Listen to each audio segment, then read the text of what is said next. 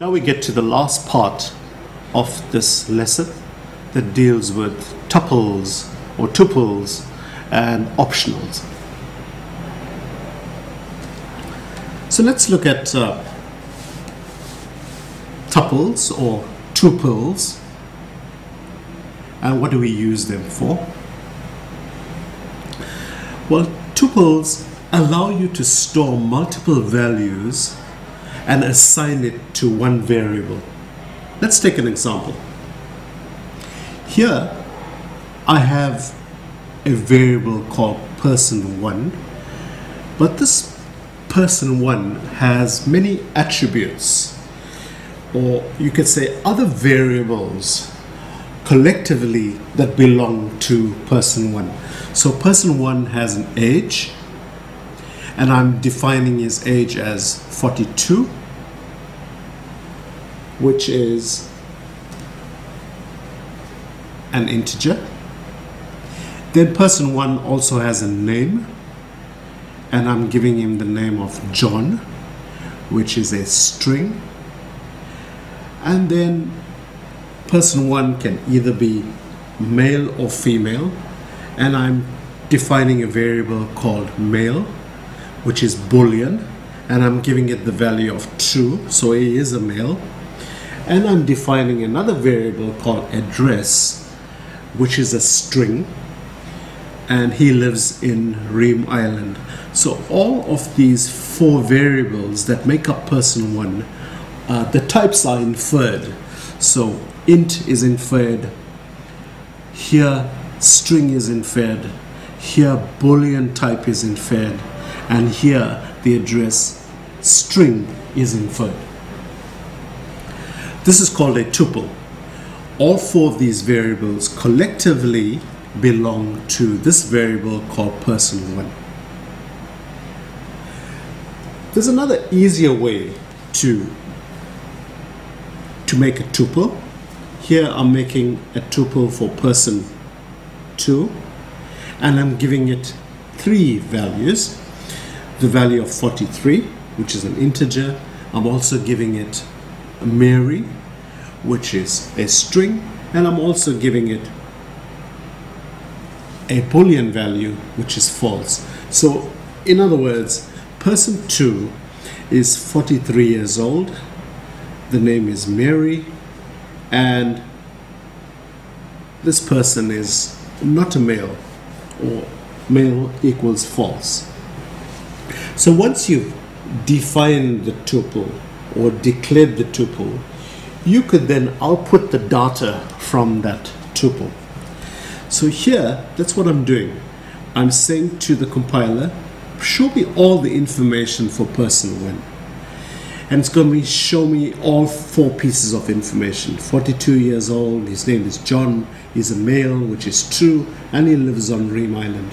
Here, it's showing me all the information for person2. 43 years old, the name is Mary, and false, not a male. You can also decide, if you don't want the compiler to show you all the information about a variable, you can get the compiler, you can ask the compiler for the specific information.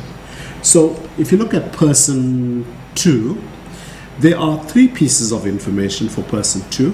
This is information index 0, this is index 1, and this is index 2, 0 being the first index. So I'm saying here, show me the first piece of information, index 0. It's showing me 43. In this statement, I'm saying, give me the second piece of information, which is index number 1, and it's telling me it's Mary. And here I'm saying to it, please give me the third piece of information, which is index number 2, and it's saying false. In this example, I'm trying to output a particular attribute of that person. So I'm saying to the compiler, show me the age of person1. It's saying 42. Show me the name of person1. It's saying John. Show me whether John is a male or not a male, and saying yes, it's true, John is a male. and show me the address of person 1, and saying that the address of person 1 is Ream Island. So that's how we use tuples. We first define all of the information for the tuple, and then we can output the information either all in one go, like here, or via the index number 0, 1, 2, 3, or via each attribute that's assigned to that tuple. So that was tuples. Next we move on to something called optionals. Okay. Now in an optional, it's normally used in a situation where a value may be present or a value may not be present, which means that a variable can have a value or it may not have a value. It's not required that the variable has a value. It can either have one or not have one. In the past, if we didn't have this feature called optionals, and you were expecting a value and there was no value, then the program will crash because a value was expected and no value is present in that variable. The computer would crash. Now with optionals, we can either specify a variable to have a value or not to have a value. Optionally have one, optionally not have one. Let's take an example. I'm defining a variable called possible number, and it's going to be of type string. Now I'm putting in a value of 1, 2, 3, and you'll notice that 1, 2, 3 is actually a string because possible number has been defined as of string type. So I'm defining a variable called possible number of type string, and I'm putting in a string called 1, 2, 3 into this variable. Yeah. Then I'm defining another variable called converted number, and I'm defining it as an int optional. The question mark means int, means optional.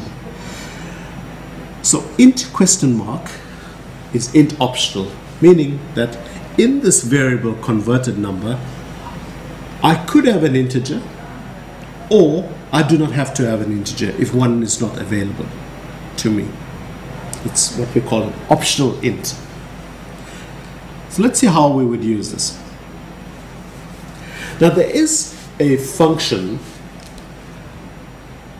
called toInt that allows you to take a string and convert that string into a number.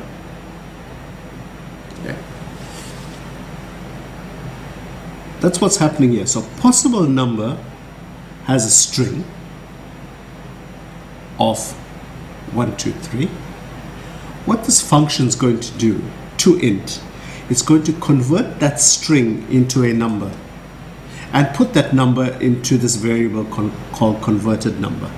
So it's going to take the string called 1, 2, 3, convert it to a number, and then the number is going to be 1, 2, 3. So that's what you see coming out here. Converted number is 1, 2, 3. So in this case, the converted number is an integer, which is 1, 2, 3. Now what I'm going to do, instead of putting a string of 1, 2, 3 into possible number, I'm going to put some garbage in there. Right? I'm going to put in some numbers and I'm going to put in some letters. Now that's a string. Yeah. If I had to convert that into a number, it would be garbage. It would be nonsense.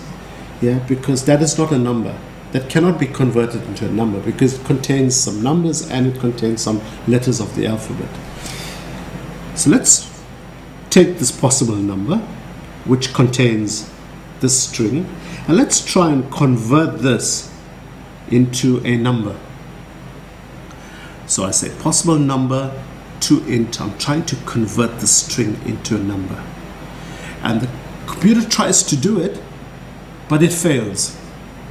So converted number shows nil, nothing, because there's no way that this function could convert this string into a number. It just doesn't make sense. So that's what optionals are. They are data types, similar to, they are in fact data types, but they allow you to have a value, or optionally, if there's no value in there, it would not throw up an error, but it will just give you nil in that place. Thank you so much for watching lesson 2 and all 4 parts. When we move on, we'll come back to lesson number 3.